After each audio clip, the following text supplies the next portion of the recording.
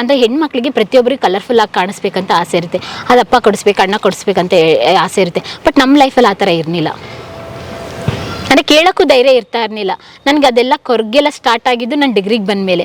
ಆವಾಗ ಬರವಣಿಗೆ ದುಡ್ಡೆಲ್ಲ ಬರ್ತಾಯಿಲ್ಲ, ಅದನ್ನು ಸ್ವಲ್ಪ ಬುಕ್ಸಿಗೆ ಇನ್ವೆಸ್ಟ್ ಮಾಡ್ತಾ ಇದ್ದೆ. SD ಎಕ್ಸಾಮ್ಗಳು ತೊಗೋಬೇಕು ಅಂತ ಹೇಳ್ಬಿಟ್ಟು ಆ ಬುಕ್ಸ್ಗಳಿಗೆ ಒಂದೊಂದು ಬುಕ್ಸ್ 200 ರೂಪಾಯಿ 300 ರೂಪಾಯಿ ಇರ್ತಿತ್ತು. ನನಗೆ ಇಲ್ಲಿ ಒಂದು ಆರ್ಟಿಕಲಿಂದ 150 ರೂಪಾಯಿ ಬರ್ತಾ ಇತ್ತು. ವಿಜಯ ಕರ್ನಾಟಕದ 250 ರೂಪಾಯಿ ಕೊಡ್ತಾಯಿದ್ರು. ಉದಯವಾಣಿ ಜೋಶ 150 ರೂಪಾಯಿ ಕೊಡ್ತಾಯಿದ್ರು. ಪ್ರಜಾವಾಣಿಯವರು 250 ರೂಪಾಯಿ ಕೊಡ್ತಾಯಿದ್ರು. ಆಮೇಲೆ ಹಂಗೆ ಅದೆಲ್ಲ ಬ್ಯಾಲೆನ್ಸ್ ಮಾಡ್ಕೊಂಡು 1000 ಏನಾರು ಸಿಕ್ಕಿದ್ರೆ ಒಂದು 200 ರೂಪಾಯಿಂದ ಏನಾರು ಒಂದು ಚೂಡಿ ಆಗ್ತಾ ಇದ್ದಿದ್ದು. ಅವಾಗಿನ್ನೂ ಪ್ಯಾಂಟ್ ಶರ್ಟ್ ಆಗ್ತಾ ಇರಲಿಲ್ಲ, ಚೂಡಿ ಆಗ್ತಾಯಿದ್ದು. ಮತ್ತು ಕುರ್ತಾ, ನಮಗೆ ಒಂದು ಯೂನಿಫಾರ್ಮ್ ಇತ್ತು, ಕುರ್ತಾ ಹಾಕ್ಬೇಕಿತ್ತು. ಆಮೇಲೆ ಜೀನ್ಸ್ ಹಾಕ್ಬೇಕಿತ್ತು, ಅದನ್ನು ಹಾಕ್ತಾ ಇದ್ದಿದ್ದು. ಆಮೇಲೆ ಇನ್ನೊಂದು ಅಂತ ಹೇಳಿದ್ರೆ ಜೀನ್ಸ್ ಕಂಪಲ್ಸರಿ ಹಾಕ್ಬೇಕಿತ್ತು ಜರ್ನಲಿಸಮ್ ಸ್ಟೂಡೆಂಟು. ಹಾಗಾಗಿ ಅವಾಗಿಂದ ಜೀನ್ಸ್ ಹಾಕಕ್ಕೆ ಸ್ಟಾರ್ಟ್ ಮಾಡಿದ್ದು. ರೊಮ್ಯಾನ್ಸ್ ಅಂತ ಹೇಳಿದ್ರೆ ನಾವು ಡುಯೆಟ್ಟು ಅದು ಇದು ಅಂತ ಹಂಗೆ ಅನ್ಕೊಳ್ತೀವಿ. ರೊಮ್ಯಾನ್ಸ್ ಆಕ್ಚುಲಿ ಅದಲ್ಲ. ಬರವಣಿಗೆಯಲ್ಲಿ ಒಬ್ಬ ಕವಿ ಯಾವ್ದಾದ್ರು ಪದಗಳಲ್ಲಿ ಹೇಗೆ ರೊಮ್ಯಾನ್ಸ್ ಮಾಡ್ಬೇಕು ಅನ್ನೋದನ್ನ ಹೇಳ್ಕೊಡುತ್ತೆ. ಓಹೋ, ಅದು ರೊಮ್ಯಾನ್ಸ್. ಅದು ರೊಮ್ಯಾನ್ಸ್. ಬರ್ರಿ ಬೀಗ್ರ, ಊಟ ಮಾಡೋಣ. ಬಾಳ್ ಮಂದಾಗ್ಲಿ ತಗೋರಿ. ನಿಮ್ಮ ಬಾಯ ಅರಿಕೆಯಿಂದ ಹಂಗ ಆಗ್ಲೇವಾ? ಡಿಗೆ ಸೀರೆ ಬೇಕಲ್ಲ ಸರ್, ಏನು ಮಾಡೋದು ಮತ್ತೆ. ನಮ್ಮಮ್ಮ ಅಂತೂ ಇಂತೂ ಏನೋ ಕಷ್ಟಪಟ್ಟು ಎಲ್ಲೋ ದುಡ್ಡು ಸೇವ್ ಮಾಡಿ ನಮ್ಮಮ್ಮ ಯಾವುದೋ ಹಾಲು ಮಾರಿದ ದುಡ್ಡಲ್ಲಿ ನನಗೆ ಒಂದು 3 ಸೀರೆ ತಗೊಟ್ರು. ಮತ್ತೆ ಮೊದಲನೇ ಸರ್ತಿ 3 ಸೀರೆ ಬಂತು. ಮತ್ತೆ ಎಕ್ಸ್ಟ್ರಾ ಫಸ್ಟ್ ಟೈಮ್ ಸೀರೆ ನನಗೆ ಲೈಫಲ್ಲಿ. ಅದು 200 ರೂಪಾಯಿ 300 ರೂಪಾಯಿ ಸೀರೆ. ಆಮೇಲೆ ಎಲ್ಲದಕ್ಕೂ ಮ್ಯಾಚ್ ಆಗೋದು 3 ಬ್ಲೌಸು, ಒಂದು ರೆಡ್ ಕಲರು, ಒಂದು ಬ್ಲ್ಯಾಕ್ ಕಲರು, ಒಂದು ವೈಟ್ ಕಲರು. ಅಂದರೆ ಅವಾಗ ರೆಗ್ಯುಲರಾಗಿ 1 ಮಂತ್ ಕಂಟಿನ್ಯೂಸ್ ಆಗಿ ಟ್ರೈನಿಂಗ್ ಹೋಗ್ಬೇಕು. ಯಾವ್ದಾದ್ರು ಒಂದು ಸ್ಕೂಲಿಗೆ ಹಾಕ್ತಾರೆ ಅಂತ ಹೇಳಿದ್ನಲ್ಲ, ಡೇಡ್ ಎಂಡಿಂಗಲ್ಲಿ ಹಾಕ್ತಾರೆ, ಫಸ್ಟ್ ಇಯರ್ ಎಂಡಿಂಗ್ ಮತ್ತು ಸೆಕೆಂಡ್ ಇಯರ್ ಎಂಡಿಂಗಲ್ಲಿ. ಅದು ಸರ್ಟಿಫಿಕೇಟ್ ತೊಗೊಂಡು ನಾವು ಕೊಟ್ಟರೆ ಮಾತ್ರ ಅಲ್ಲೇನು ಮಾರ್ಕ್ಸ್ ಕೊಟ್ಟಿರ್ತಾರೆ ಅದ್ರ ಮೇಲೆ ನಮಗೆ ಇವ್ಯಾಲ್ಯೂಯೇಷನಿಗೆ ತೊಗೊಳ್ತಾರೆ. ಅದನ್ನು ಪ್ರಾಕ್ಟಿಕಲ್ ಎಕ್ಸಾಮ್ ಅಂತ ಕನ್ಸಿಡರ್ ಆಗುತ್ತೆ 100 ಮಾರ್ಕ್ಸಿಗೆ. ಹಂಗಾಗಿ ನಾನು ಆ ಸೀರೆಯಲ್ಲಿ 1 ಮಂತು ಕಲರ್ಫುಲ್ಲಾಗಿ ಆವಾಗ ಸ್ವಲ್ಪ ರೆಡಿ ಆಗಿದ್ದೆ, ಹೋಗ್ತಾ ಇದ್ದೆ ಒಂದು ಇದಕ್ಕೆ. ಅಲ್ಲೇ ಹಾಸನಲ್ಲಿ ಒಂದು ಹಳ್ಳಿ ಇತ್ತು, ನನ್ನ ಹಾಸ್ಟೆಲಿಂದ ಅಲ್ಲಿಗೆ 5 ಕಿಲೋಮೀಟರ್ ಡೈಲಿ. ಅಲ್ಲಿ ನಡ್ಕೊಂಡ್ಬಂದು ಮುಗಿಸ್ದೆ. ಮತ್ತು ಸೆಕೆಂಡ್ ಇಯರ್ಗೆ ನಮ್ಮೂರಿಗೆ ಹಾಕಿಸ್ಕೊಂಡೆ ಪ್ರಾಕ್ಟಿಕಲ್ಗೆ. ನಮ್ಮೂರಿಂದ ನಮ್ಮೂರಲ್ಲೇ ಸ್ಕೂಲ್ ಇದೆ, ನಾನು ಅದೇ ಸ್ಕೂಲ್ಗೆ ನಾನೇ ಟೀಚರಾಗಿ 1 ಮಂತ್ ಕೆಲಸ ಮಾಡಿದೆ ಟ್ರೈನಿಂಗಲ್ಲಿ. ಅದು ಚೆನ್ನಾಗಿತ್ತು. ನಾನಿದ್ದಾಗಿದ್ದ ಟೀಚರೇ ಶಂಶುನಿಸಾ ಅಂತ ಅವರಿದ್ದರು, ತುಂಬ ಸಪೋರ್ಟಿವ್ ಆಗಿದ್ದರು. 1.5 ತಿಂಗಳು ಅಲ್ಲಿ ಮಾಡಿಕೊಂಡು ಮುಗಿಸ್ಕೊಂಡೆ DED. ಅಲ್ಲಿ ಮತ್ತೆ ಅಲ್ಲಿಗೆ ಹೋದ್ನಲ್ಲ, ಹಾಗಾಗಿ ಮತ್ತೆ ಆದರೆ ನಾನು ಹಾಸ್ಟೆಲ್ ಬಿಡಲಿಲ್ಲ. 2 ವರ್ಷ ಆಯಿತು. ಅಲ್ಲಾಯ್ತು, ನೆಕ್ಸ್ಟ್ ಏನು ಅಂತ ಹೇಳಿದಾಗ ನಮ್ಮ ಮನೆಯಲ್ಲಿ ಎಲ್ಲ ಮದುವೆ ಮಾಡ್ಬೇಕಂತ ಡಿಸೈಡ್ ಮಾಡಿದರು. ಅಂದರೆ ನಮ್ಮ ಕಡೆ ಹೆಂಗೆ ಗೊತ್ತಾ ಸರ್, ಒಂದು 18 ತುಂಬಿದ್ರೆ ಎಲ್ಲರೂ ಏನು ಹೇಳ್ತಾರೆ ಅಂತ ಹೇಳಿದರೆ ಮದುವೆ ಮಾಡಬೇಕು, ಆಮೇಲೆ ಬೇಕಾದ್ರೆ ಓದಿದ್ರು ಪರವಾಗಿಲ್ಲ, ಅಕಸ್ಮಾತ್ ಇನ್ನೇನಿದೆ ಕೆಲಸ ಮಾಡಿ ಮನೇಲೇ ಮಕ್ಕಳು ಗಂಡ ಎಲ್ಲ ನೋಡ್ಕೊಬೇಕಲ್ಲ, ಏನಕ್ಕೆ ಮತ್ತೆ ಓದ್ಬೇಕು ಅನ್ನೋದು ಇದೆ. ನಮ್ಮ ಅತ್ತೆ ಒಬ್ಬರು ಇದ್ದಾರೆ, ಅವ್ರು ಯಾವಾಗಲೂ ಹೇಳ್ತಿರೋ, ಹೆಣ್ಮಕ್ಳನ್ನ ಜಾಸ್ತಿ ಓದಿಸ್ಬಾರ್ದು ನಿಂಗೆ ರಜಾ, ನಿಂಗೆ ಗೊತ್ತಾಗಲ್ಲ ಕಣೋ, ಆಮೇಲೆ ವಯಸ್ಸಾದರೆ ಗಂಡು ಸಿಗಲ್ಲ, ಹಂಗೆ ಹೆಂಗೆ ಅಂತ. ಬಟ್ ನಮ್ಮ ಮನೇಲಿ ಹೆಂಗಿತ್ತು ಅಂತ ಹೇಳಿದ್ರೆ, ಮಲೆನಾಡು ಸೈಡ್ ಸ್ವಲ್ಪ ಹುಡುಗಿರೆಲ್ಲ ಕಲರ್ಫುಲ್ಲಾಗಿ ವೈಟ್ ಆಗಿರ್ತಾರಲ್ಲ, ನಾನು ಒಬ್ಬಳೇ ಬ್ಲ್ಯಾಕ್ ಇದ್ದಿದ್ದು. ನಮ್ಮ ಅಪ್ಪನ ಕಲರ್ ನಾನು ಬಂದಿದ್ದೆ, ನಮ್ಮ ಅಮ್ಮ ಫುಲ್ ವೈಟು, ನಮ್ಮ ಅಣ್ಣನೂ ವೈಟು. ನನ್ನೇನೆಲ್ಲರೂ ಕರ್ಮಿ ಅಂತ ಕರೆಯೋರು ಚಿಕ್ಕದಲ್ಲಿದ್ದಾಗ. ನಮ್ಮ ಅಜ್ಜಿ ಊರಿಗೆ ಅಂದರೆ ಒಳ್ಳೆ ಹೆಂಗೆ ನಿಮ್ಮ ಅಪ್ಪನ ಕಡೆದೇ ಬಂದ್ಬಿಟ್ಟಿದೆ ಅಂತ ಹೇಳೋರು. ಹಂಗಿದ್ದಾಗ ಹುಡುಗಿ ಬೇರೆ ಕಪ್ಪಿದ್ದಾಳೆ, ಗಂಡು ಸಿಗಲ್ಲ, ಬೇಗ ಮದುವೆ ಮಾಡಿಬಿಡು, ವಯಸ್ಸಾದರೆ ಇನ್ನೂ ಕಷ್ಟ ಅಂತ. ಅವಾಗ ಜಸ್ಟ್ ನಾನೇನು DED ಮುಗಿಸಿದ್ದೀನಿ, 22 ವರ್ಷ. ಅಲ್ಲಿ 22 ಆಗಿತ್ತಿಲ್ಲ, ಎಷ್ಟು 18 21 ವರ್ಷ ಇದು ಮಾಡು ಅಂತ. ಆಮೇಲೆ ನಾನು ಇಲ್ಲ ಓದಬೇಕು ಅಂತ ಹೇಳಿ ಮತ್ತೆ ಡಿಗ್ರಿಗೆ ಜಾಯ್ನ್ ಆದೆ. ಈ DED ಮುಗಿದ್ಮೇಲೆ ಅವಾಗ ಮಸ್ತಾರ್ ನೌಕರಿನೇ ಸಿಗೋದಿಲ್ಲ ನಿಮಗೆ? ಮಸ್ತಾಗಿ ನೌಕರಿ ಸಿಗೋದು ಅವಾಗ ಕಾಲ್ಫರ್ಮ್ ಮಾಡಲಿಲ್ಲ ನಮಗೆ. ಆವಾಗ ಕಾಲ್ಫರ್ಮ್ ಮಾಡಲಿಲ್ಲ. ಅದು ಎಷ್ಟು ಜನ DED ಸ್ಟೂಡೆಂಟ್ಗಳಿಗೆ ಎಷ್ಟು ಹೊಡ್ತಾ ಬಿತ್ತು ಅಂದರೆ, ಅವಾಗ 2 ವರ್ಷ ಕಾಲ್ಫರ್ಮ್ ಮಾಡಲಿಲ್ಲ, ಗೌರ್ಮೆಂಟಿಂದೆಲ್ಲ ಕಾಲ್ಫರ್ಮ್ ಮಾಡಲಿಲ್ಲ. ಆಮೇಲೆ ಇನ್ನೊಂದು ಅಂತೇಳಿ ಟೆಟ್ ಎಕ್ಸಾಮ್ ತೊಗೊಬಂದ್ರು, ಟೀಚರ್ ಎಲಿಜಿಬಲ್ ಟೆಸ್ಟ್ ಅಂತ, ಅದನ್ನು ಕಾಲ್ಫರ್ಮ್ ಮಾಡಲಿಲ್ಲ 2 ವರ್ಷ. ಟೆಟ್ ಎಕ್ಸಾಮ್ನು ಅದ್ರ ಪ್ರಿಪ್ರೇಷನ್ಲಿತ್ತು. ಟೀಚರ್ ಎಲಿಜಿಬಲ್ ಟೆಸ್ಟ್ ಬರೆಯೋದಕ್ಕೆ ಕ್ವಾಲಿಫೈ ಆಗಿದ್ದರು, ಟೆಟ್ ಎಕ್ಸಾಮ್ ಇಟ್ಟರು. ಅದಾದಮೇಲೆ ಮತ್ತೊಂದು ಎಂಟ್ರೆನ್ಸ್ ಇಡೋರು. ಹಂಗಾಗಿ ಆ ಎಂಟ್ರೆನ್ಸನ್ನು ಕಾಲ್ಫರ್ಮ್ ಮಾಡಲಿಲ್ಲ ಆ ಟೈಮಲ್ಲಿ. ಹಂಗಾಗಿ ಏನು ಮಾಡೋದು ಅಂತ ಹೇಳಿದಾಗ ಅವಾಗ ಸುಮ್ಮನೆ ವೇಸ್ಟ್ ಆಗುತ್ತಲ್ಲ ಅಂತ ಹೇಳಿ, ಹೆಂಗಿದ್ರು ಮತ್ತೆ ಹಾಸ್ಟೆಲಲ್ಲಿ ಫ್ರೀ ಸೀಟ್ ಸಿಗಬೇಕಲ್ಲ ಸರ್, ಹಾಸ್ಟೆಲಲ್ಲಿ ಮತ್ತೆ ಮೈನಾರಿಟೀಸ್ ಮತ್ತೆ ಅಪ್ಲಿಕೇಶನ್ ಹಾಕಬೇಕು, ಮತ್ತೆ ಅಲ್ಲಿ ಚಾನ್ಸಸ್ ತಗೊಳ್ಳೋದು ತುಂಬ ಕಷ್ಟ, ಅಂದರೆ ಅಲ್ಲಿ ಸೀಟ್ ಸಿಗೋದು ತುಂಬ ಕಷ್ಟ. ನಮ್ಮ ಪಪ್ಪ ಇದು ಮಾಡಿ ಮತ್ತೆ ನಾನು ಅಲ್ಲೇ ಓಲ್ಡ್ ಸ್ಟೇ ಆಗಿದ್ನಲ್ಲ, ಹಂಗಾಗಿ ಮತ್ತೆ ನನಗೆ ರೀ ಅಪ್ಲಿಕೇಶನ್ ಆದಾಗ ಮತ್ತು ನಂಗೆ ಪರ್ಸೆಂಟೇಜು ಬಂತು. ಎಷ್ಟು ಬಂತು? PUCಲಿ 82 ಬಂತು. ನಂಗೆ ಇವಾಗಲೂ ಮ್ಯಾಥ್ಸಲ್ಲಿ ಪೂರು, ಅರೆ ಮ್ಯಾಥ್ಸೇ ತಗೊಂಡಿದ್ದಲ್ವಾ, ಅಂದರೆ ಅಲ್ಲಿ ಅಕೌಂಟು ಅದೆಲ್ಲ ಬಿಸ್ನೆಸ್ ಸ್ಟಡೀಸ್ ಅದೆಲ್ಲ ಬರುತ್ತಲ್ಲ, ಹಂಗಾಗಿ ಅದರಲ್ಲಿ ಹೆಂಗೋ ನಾನು ಸ್ಟಡಿ ಮಾಡಿ ಬರೆದಿದ್ದಕ್ಕೆ ಒಂದು 82% ಬಂತು. ಅದಾದಮೇಲೆ ನನಗೇನು ಅನ್ನಿಸ್ತು ಗೊತ್ತಾ ಆ ಟೈಮಲ್ಲಿ, ಇದು ಮತ್ತೆ ಆರ್ಟ್ಸ್ ಯಾಕೆ ತೊಗೊಳ್ಳಿ, BCom ತೊಗೊಳ್ಳೋಣ ಅಂತ ಹೇಳ್ಬಿಟ್ಟು ನಾನು BComಗೆ ಅಡ್ಮಿಷನ್ ಆದೆ. ನಾನು ಅಡ್ಮಿಷನ್ ಆಗೋ ಅಷ್ಟೊತ್ತಿಗೆ ಹೆಂಗೆ ಜುಲೈಗೆ ಎಕ್ಸಾಮ್ ಮುಗಿಯುತ್ತೆ D.Ed. ನಾವು ಅಪ್ಲಿಕೇಶನ್ ಎಲ್ಲ ಮೇಲ್ ಹಾಕೊಂಡಿರ್ಬೇಕು. ಎಕ್ಸಾಮ್ ರಿಸಲ್ಟ್ ಬರುತ್ತೆ, PUC ರಿಸಲ್ಟು. ಡಿಗ್ರಿಗೆಲ್ಲ ಹೆಂಗಿರ್ತದೆ, ಏಪ್ರಿಲಲ್ಲಿ ಬರುತ್ತೆ, ಮೇಲ್ ಅಪ್ಲಿಕೇಶನ್ ಹಾಕಬೇಕು. ಜೂನಲ್ಲೆಲ್ಲ ಇದಾಗಿರುತ್ತೆ, ಸೀಟ್ ಎಲ್ಲ ರಿಸರ್ವೇಷನ್ ಆಗುತ್ತೆ. ಎಲ್ಲದೂ ಕೂಡ 75 ಗೌರ್ಮೆಂಟೇ ಸೀಟ್ ನಮಗೆ ಸಿಗಬೇಕಂತ ಹೇಳಿದರೆ 75 ಎಬೋ ಮಾರ್ಕ್ಸ್ ತೆಗ್ದಿರಬೇಕು. ಅಷ್ಟೇ, ಪ್ರೈವೇಟಲ್ಲಿ ಎಲ್ಲರೂ ಸಿಗುತ್ತೆ. ಅದರಲ್ಲೂ ಕೂಡ ಇಷ್ಟೊಂದು ಲಿಸ್ಟ್ ಇರುತ್ತೆ, ಅದರಲ್ಲೂ ಕೂಡ ವೆರಿಫಿಕೇಷನ್ ಮಾಡಿ ಸೆಲೆಕ್ಷನ್ ಮಾಡ್ತಾರೆ ಅಂತ. ಫಸ್ಟ್ ಹೋದವರಿಗೆ ಫಸ್ಟ್ ಸೆಲೆಕ್ಷನ್ ಮಾಡ್ತಾರಲ್ಲ, ಆ ರೀತಿ ಎಲ್ಲ ಇತ್ತು. ನಾನು ಲೇಟ್ ಆಗೋದೆ. ಆಮೇಲೆ ನನ್ನ ಮಾರ್ಕ್ಸ್ ಕಾರ್ಡ್ ಎಲ್ಲ ನೋಡಿದ್ರು, ಓಕೆ ಅಂತೇಳಿ ರಿಕ್ವೆಸ್ಟ್ ಮಾಡಿ ಅಡ್ಮಿಷನ್ ಆದರೆ ಕ್ಲಾಸಿಗೆ ಹೋಗಿಲ್ಲ. ಯಾಕೆ ಅಂತ ಹೇಳಿದ್ರೆ ನಾನು ಒಂದು ಬ್ಯಾಂಕ್ ಎಕ್ಸಾಮ್ ಪ್ರಿಪೇರ್ ಆಗ್ತಾ ಇದ್ದೆ. ಅಂದರೆ ಫೈನಲ್ ಆಗಿ ನಂಗೆ ಅಜೆಂಡಾ ಇದ್ದಿದ್ದು ನಮ್ಮನೆಲ್ಲರ, ಅಂದರೆ ನಮ್ಮ ಅಕ್ಕನ ಮಕ್ಕಳೆಲ್ಲ ಗೌರ್ಮೆಂಟ್ ಜಾಬು, ಎಲ್ಲ ಕೆಲಸ ಮಾಡ್ತಾ ಇದ್ದಾರೆ. ನಮ್ಮ ಅಂಕಲ್ದಿರೆಲ್ಲ ಗೌರ್ಮೆಂಟ್ ಜಾಬು. ಮತ್ತೆ ಚಿಕ್ಕೂರಿಂದೆಲ್ಲ ನಾನು ನೋಡಿದ್ನಲ್ಲ, ಹಂಗಾಗಿ ಒಂದು ಯಾವ್ದಾದ್ರು ಒಂದು ಗೌರ್ಮೆಂಟ್ ಜಾಬ್ ತಗೋಬೇಕು ಅಂತ ನನಗೆ ಕನಸಿತ್ತು. ಆಮೇಲೆ ಓದೆ, ಬ್ಯಾಂಕ್ ಎಕ್ಸಾಮ್ ತಗೊಂಡೆ. ಆದರೆ ಬ್ಯಾಂಕ್ ಎಕ್ಸಾಮ್ ಎಷ್ಟು ಟಫ್ ಇರುತ್ತೆ ಅಂತ ಗೊತ್ತಲ್ಲ, ಅದಂತೂ ನನ್ನ ಕೆಲ ಆಗ್ನೇ ಇಲ್ಲ. ಜಸ್ಟ್ ಏನೋ ಒಂದು 10 ಮಾರ್ಕ್ಸಲ್ಲಿ ಹೋಯ್ತು. 10 ಮಾರ್ಕ್ಸ್ ಅಂದರೆ ತುಂಬ ದೊಡ್ಡದು. ಕಟ್ ಆಫ್ ಪಾಯಿಂಟಲ್ಲಿ ಹೋದ್ರೆ ಓಕೆ, 10 ಮಾರ್ಕ್ಸ್ ಅಂದರೆ ತುಂಬ ದೊಡ್ಡದಿತ್ತು. RBI ಇದೊಂದು ಇದು ಮಾಡಿದ್ರು. ನಮಗೆ ಬರೋ ಹಿಂದಿ ಇಂಗ್ಲೀಷಲ್ಲಿ ನಿಲ್ಲಿ ಸರ್. ಹಂಗಾಗಿ ಸುಮ್ಮನಾಗಿ ಮತ್ತೆ ಆ ಎಕ್ಸಾಮ್ಗೆ 1 ತಿಂಗಳು ನಾನು ರೆಡಿ ಆಗ್ತಾ ಇದ್ನಲ್ಲ, ಅಷ್ಟೆಲ್ಲ ಕುತ್ಕೊಂಡು ಹೋದೆ, ಮಾಡೋಕ್ಕಾಗಲಿಲ್ಲ. ಹಂಗಾಗಿ ಮತ್ತೆ ನಾನು ಓದಾಗ ಅವಾಗ ಏನಾಯಿತು ಅಂತ ಹೇಳಿದರೆ, ನಾನು ಕಾಮರ್ಸಿಗೆ ಅಡ್ಮಿಷನ್ ಆಗಿದ್ದಲ್ಲ, BComಗೆ ಅಡ್ಮಿಷನ್ ಆಗಿದ್ದಲ್ಲ, ನನಗೆ ಅವಾಗ ಏನು ಅನ್ನಿಸ್ತು ಅಂತ ಹೇಳಿದರೆ, ಒಂದು ಹೊಸ ಸಬ್ಜೆಕ್ಟ್ ಬಂದಿದೆ, ಜರ್ನಲಿಸಮ್ ಅಂತ. ಅದ್ರ ಜೊತೆಗೆ ಆಪ್ಷನಲ್ ಇಂಗ್ಲೀಷ್ ಇರಬೇಕು, ನಂಗೆ ಜರ್ನಲಿಸಮ್ ಇರಬೇಕು, ಅದನ್ನು ತೊಗೋಬೇಕು. ಹಿಸ್ಟ್ರಿ ಎಲ್ಲ ಯಾರು ಓದ್ತಾರೆ ಬೇಡ ಅಂತ ಹೇಳಿ ನಾನು ಹಂಗೆ ಡಿಸೈಡ್ ಮಾಡಿದೆ. ನನಗೆ ಗೊತ್ತಿರಲಿಲ್ಲ. ನನಗೆ ಇವಾಗ ಅನಿಸುತ್ತೆ ನಾನು ಬೇರೆ ಯಾವ್ದಾದ್ರು ಒಂದು ಡಿಗ್ರಿಲಿ ಬೇರೆ ಸಬ್ಜೆಕ್ಟ್ ತೊಗೋಬೇಕಿತ್ತು ಅಂತ, ಹಿಸ್ಟ್ರಿ ರಿಲೇಟೆಡ್ ಹಂಗಂತ ಹೇಳ್ಬಿಟ್ಟು ಅಲ್ಲಿ ಆಪ್ಷನ್ ಇದ್ದಿದ್ದೆ. Optional English, sociology. ಮತ್ತು ನಂಗೆ ಸೋಷಿಯಾಲಜಿ ಇಷ್ಟ ಇರಲಿಲ್ಲ, ಬಟ್ ಆಪ್ಷನಲ್ ಇಂಗ್ಲೀಷು ಮತ್ತು ಜರ್ನಲಿಸಮ್ ಇಷ್ಟ ಇದೆ ಅಂತ ಹೇಳಿ ಅಲ್ಲಿಗೆ ಹೋಗಿ ಮತ್ತೆ ಚೇಂಜ್ ಮಾಡಿಸ್ಕೊಂಡು ಮತ್ತೆ 200 ರೂಪಾಯಿ ಎಕ್ಸ್ಟ್ರಾ ಫೀಸ್ ಕಟ್ಟಿ, ಅವಾಗ 200 ರೂಪಾಯಿ ದೊಡ್ಡದು ಕಟ್ಟಿ ಇದು ಮಾಡಿಕೊಂಡೆ. ಜರ್ನಲಿಸಮ್ಗೆ ಎಂಟ್ರಿ ಕೊಟ್ಟೆ. ಜರ್ನಲಿಸಮ್, ಆಪ್ಷನಲ್ ಇಂಗ್ಲೀಷು ಮತ್ತು ಸೋಷಿಯಾಲಜಿ SEJ ಕಾಂಬಿನೇಷನಲ್ಲಿ ನಾವು ತೊಗೊಂಡೆ. ನಮ್ಮ ಬ್ಯಾಚಲ್ಲಿ 50 ಜನ ಸ್ಟೂಡೆಂಟ್ ಇದ್ದಿದ್ದು ಅಡ್ಮಿಷನ್ ಆದಾಗ. ಎಲ್ಲ ಹಳ್ಳಿ ಹುಡುಗಿರೇ ಸರ್. ನಾನು PUCಲಿ ನೋಡ್ತಾ ಇದ್ದಿದ್ದು ಎಲ್ಲ ಕಲರ್ಫುಲ್ ಹುಡುಗಿರು ನೋಡ್ತಾ ಇದ್ದೆ, ಸಿಟಿ ಹುಡುಗಿರು ನೋಡ್ತಾ ಇದ್ದೆ. ಬಟ್ ಡಿಗ್ರಿಲಿ ಬಂದಾಗ ಎಲ್ಲ ಹಳ್ಳಿ ಹುಡುಗಿರು, ನನ್ನಂಥ ಎಲ್ಲ ಮಿಡಲ್ ಕ್ಲಾಸ್ ಫ್ಯಾಮಿಲಿಯಿಂದ ಬಂದವರು. ಕಾಲೇಜ್ ಆಯಿತು, ನಾವಾಯ್ತು ಅಂತ ಇದ್ದು. ಬಟ್ ನಮಗೆ ಜರ್ನಲಿಸಮ್ ಗಂಧಗಾಳಿನೇ ಗೊತ್ತಿಲ್ಲ ಸರ್. ಅಲ್ಲಿ ಗಂಧಗಳಿನೇ ಗೊತ್ತಿಲ್ಲ. ಹಂಗಂದ್ರೆ ಏನು ಎತ್ತ ಅಂತ ಹೇಳ್ಬಿಟ್ಟು. ಆಪ್ಷನಲ್ ಇಂಗ್ಲೀಷ್ ಅಂದರೆ ನಾವು ಮಾಮೂಲಿ ಇಂಗ್ಲೀಷು, ಲ್ಯಾಂಗ್ವೇಜ್ ಇಂಗ್ಲೀಷ್ ಎಲ್ರಿಗೂ ಇರುತ್ತೆ ಡಿಗ್ರಿಲಿ. ಆದರೆ ಮೇಜರ್ ಇಂಗ್ಲೀಷ್ ಇರುತ್ತಲ್ಲ, ಅಲ್ಲಿ Britain English, London English, English ಹೇಗೆ ಬಂತು ನಮಗೆ, ಹಳೆಗನ್ನಡ ಎಲ್ಲ ಇರುತ್ತಲ್ಲ, ಹಂಗೆ ಇಂಗ್ಲೀಷ್ದೆಲ್ಲ ಹಿಸ್ಟ್ರಿ ಎಲ್ಲ ಇರುತ್ತೆ. ಅದು ತುಂಬ ಕಷ್ಟ ಆಗೋದು. ಫಾರ್ ಎಕ್ಸಾಂಪಲ್, ನಾವಿವಾಗ ಇಂಪಾರ್ಟೆಂಟ್ ಅಂತ ಕಾಮನ್ ಆಗಿ ಇಂಗ್ಲೀಷಲ್ಲಿ ಹೇಳ್ತೀವಿ, ಆದರೆ ನಾವು ಆಪ್ಷನ್ ಇಂಗ್ಲೀಷಲ್ಲಿ ನಾವು ರೈಟಿಂಗ್ ಬರಿಬೇಕಾದ್ರೆ ವಿಠಲ್ ಅಂತ ಬರಿಬೇಕು. ಆ ಥರ ಒಂದೊಂದು ವರ್ಡ್ಸ್, ಸ್ಟ್ಯಾಂಡರ್ಡ್ ವರ್ಡ್ಸ್ಗಳೆಲ್ಲ ಯೂಸ್ ಮಾಡಬೇಕು. ನಾವಂತೂ ಏನೋ ಒಂದು ಎಕ್ಸಾಮ್ ಪರ್ಪಸ್ಗೆ ಅಷ್ಟೇ ಇಂಗ್ಲೀಷ್ ಕಲ್ತಿದ್ಬಿಟ್ರೆ ಮತ್ತಿನ್ನೇನೂ ಇಲ್ಲ. ಸರಿ ಆಯಿತು, ಹಂಗೆ ಕಂಟಿನ್ಯೂ ಮಾಡ್ತಾ ಇದ್ದು. ಆದರೆ ನಮಗೆ ಜರ್ನಲಿಸಮಲ್ಲಿ ಪ್ರಾಕ್ಟಿಕಲ್ ಆಗಿ ಎಕ್ಸಾಮ್ ಇತ್ತು. ಅಂದರೆ ಏನು ಪೇಜಿನೇಷನ್ ಮಾಡಬೇಕಿತ್ತು, ಫೋಟೋಗ್ರಫಿ ಮಾಡಬೇಕಿತ್ತು. ಬರೀ ನಮ್ಮದು ವುಮೆನ್ಸ್ ಕಾಲೇಜಿಗೆ ಸೇರಿಕೊಂಡಿದ್ದು ನಾನು. PUCನೇ ಗರ್ಲ್ಸ್ ಕಾಲೇಜು, ಡಿಗ್ರಿನೂ ವುಮೆನ್ಸ್ ಕಾಲೇಜಿಗೆ ಸೇರಿಕೊಂಡಿದ್ದು. ಆಯಿತು ಅಂತ ಹೇಳಿ, ಅಂದರೆ ಅಲ್ಲಿ ಬೆಸ್ಟಾಗಿ ನಾವು 4 ಜನ ಇದ್ದಿದ್ದು. ಎಲ್ಲ ಆಕ್ಟಿವಿಟೀಸಲ್ಲೂ ನಾವೇ ತೊಡಗ್ತಾ ಇದ್ದಿದ್ದು. ನಾನು, ಸಹನಾ, ಶಿಲ್ಪ, ಉಷಾ ಅಂತ. ಇನ್ಯಾರೂ ಅಷ್ಟು ಇಂಟ್ರೆಸ್ಟ್ ತೋರಿಸಿ, ಯಾಕೆಂದರೆ ಎಲ್ಲ ಮನೆಗೆ ಹೋಗೋ ಬ್ಯುಸಿಲಿ ಇರ್ತಾಯಿದ್ರು. ಪಾಪ ಸುತ್ತಕ್ಕೆ ಹೋಗ್ತಾ ಇರಲಿಲ್ಲ. ನಮ್ಮ ಬ್ಯಾಚಲ್ಲಿ ನಂಬ್ತಿರೋ ಬಿಡ್ತಿರೋ, ನಾವು ಇವಾಗಿನ ಜನ್ರೇಷನ್ ಆದರೂ ಕೂಡ ಯಾರು ಒಂದಿನ ಕ್ಲಾಸ್ ಬಂಕ್ ಹಾಕಿ ಸಿನಿಮಾಗೆ ಹೋಗ್ದವ್ರಲ್ಲ. ಓದಬೇಕು, ಏನೋ ಒಂದು ಅಪ್ಪ ಅಮ್ಮ ಕಳಿಸಿದ್ದಾರೆ, ಫ್ಯಾಮಿಲಿದ್ದು ಒಂದು ಇನ್ನೆಲ್ಲ ಇಟ್ಕೊಂಡು ಹೌದಾ, ಫ್ರೀ ಟೈಮಲ್ಲಿ ಲೈಬ್ರರಿಗೆ ಹೋಗಬೇಕು, ಆರ್ಟಿಕಲ್ ಬರಬೇಕು. ಅಲ್ಲಿ ತಗೊಳ್ಳಿ, ನಂಗೆ ಬರವಣಿಗೆ ಹುಚ್ಚದ್ದಿತ್ತು. ಬರವಣಿಗೆ ಅಲ್ಲಿ ನನಗೆ ಕೈ ಹಿಡಿತು. ಆವಾಗಲೇ ನನ್ನ ಜನಮಿತ್ರ, ಜನತಾ ಮಾಧ್ಯಮಕ್ಕೆ, ವಿಜಯ ಕರ್ನಾಟಕಕ್ಕೆ, ಕನ್ನಡಪ್ರಭಕ್ಕೆ, ಉದಯವಾಣಿಲಿ ಜೋಶ್ ಅಂತ ಬರೆದು ಪ್ರತಿ ಮಂಗಳವಾರ ಸ್ಟೂಡೆಂಟ್ಗೇನೆ ಅಂತ ಒಂದು ಕಾಲಮ್ ಮೀಸಲಾಗಿಟ್ಟಿರೋರು. ತಿಂಗಳಲ್ಲಿ 2 ಸಲ ನಾನು ಆರ್ಟಿಕಲ್ ಬರ್ತಾ ಇತ್ತು.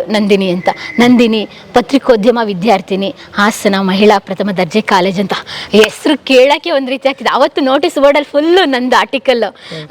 ಯಾಕೆಂದರೆ BCom ಅವ್ರು ಬರೋರು, BA ಅವ್ರು ಬರೋರು, ಬೇರೆ ಕಾಂಬಿನೇಷನ್ ಅವ್ರು ಬಂದು ನೋಟಿಸ್ ಬೋರ್ಡೆಲ್ಲ ನೋಡೋರಲ್ಲ ನನ್ನ ಹೆಸರು, ನಂದಿನಿ ಯಾರು ಅಂತ. ಹಂಗಾಗಿ ನಂದಿನಿ ಆವಾಗಲೇ ರೈಟಿಂಗಲ್ಲಿ ಸ್ವಲ್ಪ ಫೇಮಸ್ ಅಂತ ಹೇಳಿ ಫೇಮಸ್ ಆಗಿದ್ದ ಆವಾಗ. ಅಂದರೆ ನನಗೂ ಫ್ರೀ ಟೈಮಲ್ಲೆಲ್ಲ ಏನಾದರೂ ಓದ್ತಿದ್ದೆ, ಏನಾದರೂ ಮಾಡ್ತಿದ್ದೆ. ನಾವು ಈ ಕಾದಂಬರಿಗಳೆಲ್ಲ ಓದ್ತಾ ಇರಲಿಲ್ಲ. ಯಾಕೆಂದರೆ ನನಗೆ ಓದೋದು ಹೆಂಗೆ ಬಂತು ಅಂತ ಹೇಳಿದ್ರೆ, ನಮ್ಮ ಪಪ್ಪ ಡೈಲಿ ನ್ಯೂಸ್ ಪೇಪರ್ ತರೋರು ನಮ್ಮ ಮನೆಗೆ. ಲಂಕೇಶ್ ಪತ್ರಿಕೆ ತರೋರು, ಅದರಲ್ಲೂ ಕ್ರೈಮ್ ರಿಲೇಟೆಡ್ ತರೋರು, ಅದ್ರ ಜೊತೆಗೆ ಪ್ರಜಾವಾಣಿ ತರೋರು. ಅವ್ರು ಓದೆಲ್ಲ ಬಿಟ್ಟಾದ್ಮೇಲೆ ನಾನು ಲಂಕೇಶ್ ಪತ್ರಿಕೆ ಅದು ಇಷ್ಟ ಆಗ್ತಿರ್ಲಿಲ್ಲ ನನಗೆ. ಬರೀ ಕ್ರೈಮು, ಅದ್ಯಾರೋ ಸೆಕ್ಸ್ ಅಜೆಂಡಾ ಅಂತೆ, ಕ್ರೈಮ್ ಅಂತೆ, ಕೊಲೆ ಮಾಡಿದ್ರಂತೆ, ಇವ್ರಿಗಂತೆ, ಮತ್ತು ಸೆಲೆಬ್ರಿಟೀಸ್ ಗಾಸಿಪ್ ಅಂತ ಅರ್ಥ ಆಗ್ತಿರ್ಲಿಲ್ಲ. ಹಂಗಾಗಿ ಲಂಕೇಶ್ ಪತ್ರಿಕೆ ಓದ್ತಾ ಇರಲಿಲ್ಲ, ಪ್ರಜಾವಾಣಿ ಓದ್ತಾ ಇದ್ದೆ. ಸ್ವಲ್ಪ ಇತ್ತು ರೀಡಿಂಗ್ ಟಚ್ಚು. ಅದ್ಬಿಟ್ಟು ಕತೆ ಕಾದಂಬರಿಗಳೇನು ಬುಕ್ ಇರಲಿಲ್ಲ, ಯಾಕೆಂದರೆ ಕತೆ ಕಾದಂಬರಿಗಳಿಗೆ ಕೊಂಡ್ಕೊಳ್ಳೋವಷ್ಟು ದುಡ್ಡಿರಲಿಲ್ಲ, ಹಂಗಾಗಿ ಅಷ್ಟೇ. ಅಲ್ಲಿ ಡಿಗ್ರಿಗೆ ಹೋದಾಗ ನನಗೆ D.Ed ಅಲ್ಲೂ ಸ್ವಲ್ಪ ಓದೋದು ಇದೆಲ್ಲ ಗೊತ್ತಾಯ್ತಲ್ಲ, ಹೇಗೆ ಫ್ರೀ ಟೈಮಲ್ಲೆಲ್ಲ ಓದಬೇಕು ಅಂತ ಹೇಳಿ. ಅಂದರೆ ಕತೆ ಕಾದಂಬರಿಗಳು ಹೇಗೆ ಓದಬೇಕಂತ ಗೊತ್ತಾಯಿತು. ಹಾಗಾಗಿ ಡಿಗ್ರಿ ಇದ್ದಾಗ ಲೈಬ್ರರಿಗೆ ಹೋಗಿ ಫ್ರೀ ಟೈಮಲ್ಲಿ ಕೊಡೋರು, ಒಂದು ವಾರಕ್ಕೊಂದು ಬುಕ್ಸ್ ಕೊಡೋರು, ಏನಾದ್ರು ಬೇಕಾದ್ರೆ ಸೆಲೆಕ್ಷನ್ ಮಾಡ್ಕೊಂಡು ಹೋಗ್ಬೋದು ಅಂತ. ಆವಾಗ ನಾನು ಫಸ್ಟು ಸೆಲೆಕ್ಷನ್ ಮಾಡ್ಕೊಂಡು ತೇಜಸ್ವಿ ಅವ್ರದ್ದು ಕರ್ವಾಲೋ, ಜುಗಾರಿ ಕ್ರಾಸು, ಅವೆಲ್ಲ ಅಬಚೂರಿನ ಪೋಸ್ಟ್ ಆಫೀಸು, ಅವೆಲ್ಲ ಓದ್ಕೊಂಡಿದ್ದಾಗ ನಮ್ಮ ಸರ್ ಹೇಳಿದರು, ಒಬ್ಬರು ರವೀಂದ್ರ ಸರ್ ಅಂತ ಬರೋರು, ಅವ್ರ ಹೆಸರನ್ನ ಇವಾಗಲೇ ನೆನ್ಪು ಮಾಡ್ಕೊಬೇಕು. ಅವ್ರು ಇವಾಗ ಯಾವುದೋ ಗೌರ್ಮೆಂಟ್ ಡಿಪಾರ್ಟ್ಮೆಂಟಲ್ಲಿ KS ಆಫೀಸರ್ ಕೂಡ. ಅವ್ರು ಬಂದಮೇಲೆ ನಾನು ಬರೆಯೋದು ಕಲ್ತಿದ್ದು ಫಸ್ಟ್ ಇಯರ್ ಡಿಗ್ರಿ ಮುಗೀತು, ಹೆಂಗೆ ಅಲ್ಲಕ್ ಬುಲ್ಲಕ್ಕಲ್ಲಿ ಮಾಡಿದ್ವು ನಾವು. ಜರ್ನಲಿಸಮ್ ಅಂದರೆ ಏನು ಅಂತಲೂ ಗೊತ್ತಿರಲಿಲ್ಲ. ಸೆಕೆಂಡ್ ಇಯರಲ್ಲಿ ಬಿದ್ದಾಗ ಅವ್ರು ಒಂದು ಮಾತು ಹೇಳಿದ್ರು. ಸೆಕೆಂಡ್ ಇಯರ್ಗೆ ಬಂದಾಗ ಅವ್ರು ಬಂದರು, ಪರ್ಮನೆಂಟ್ ಅಲ್ಲ, ಪಾರ್ಟ್ ಟೈಮು ಸರು, ನೀವು ಡಿಗ್ರಿ ಓದ್ತಾ ಇದ್ದೀರಾ, ಜರ್ನಲಿಸಮ್ ತೊಗೊಂಡಿದ್ದೀರಾ, ನೆಕ್ಸ್ಟ್ ಎಲ್ಲಿಗೆ ಹೋಗ್ತೀರಾ, ಏನು ಮಾಡ್ತೀರಾ ಗೊತ್ತಿಲ್ಲ, ಎಲ್ಲರೂ ಮದುವೆ ಮಾಡಿಬಿಡ್ತಾರೆ ಸರ್ ನಮ್ಮ ಮನೇಲಿ ಇವಾಗಲೇ ಅಂತ ಹೇಳಿದರು. ಮದುವೆ ಮಾಡೋ ಸೆಕೆಂಡರಿ, ಆದರೆ ನೀವೊಂದು ಸಬ್ಜೆಕ್ಟ್ ತೊಗೊಂಡಿದ್ದೀರಾ ಅಂದರೆ ಅದರಲ್ಲಿ ಯಾವ್ದಾದ್ರು ಒಂದು ಸ್ಕಿಲ್ ಡೆವಲಪ್ ಮಾಡ್ಕೊಳ್ಳಿ, ಬರೀರಿ ಅಂದರೆ ಏನು ಗೊತ್ತು ಸರ್, ಬರೀರಿ ಅಂತ ಹೇಳಿ ನಿಮ್ಮ ಅನುಭವಗಳನ್ನ ಬರೀರಿ, ಬೇರೆ ಏನು ಬರಿಬೇಡಿ, ನಿಮ್ಮ ಅನುಭವಗಳೇನಿರುತ್ತೆ ಅದನ್ನೇ ಬರೀರಿ. ನಾನೇನು ಬರೀಲಿ, ನಾನು ನೋಡಿದ್ರೆ ನಮ್ಮ ಅಜ್ಜಿ ಮನೆದು, ನಾನು ರಜದಲ್ಲಿದ್ದಾಗ ಅಜ್ಜಿ ಮನೆಗೆ ಹೋಗ್ತಾ ಇದ್ದೆ. ಅಜ್ಜಿ ಏನೆಲ್ಲ ಮಾಡ್ತಾ ಇದ್ರು, ಆ ನೆನಪುಗಳನ್ನ ನೀವು ಇವಾಗ ಹೆಂಗೆ ಮಿಸ್ ಮಾಡ್ಕೊಳ್ತಾ ಇದ್ದೀರ ಅಂತ ಬರೆದೆ. ಆಯಿತಾ, ನಮಗೆ ಮೇಲ್ ID ಅಂದ್ರೂ ಗೊತ್ತಿಲ್ಲ, ಆವಾಗಲೇ ಮೇಲ್ ID ಕ್ರಿಯೇಟ್ ಮಾಡಿದ್ದು ನಾವು ಡಿಗ್ರಿಲಿ ಇದ್ದಾಗ.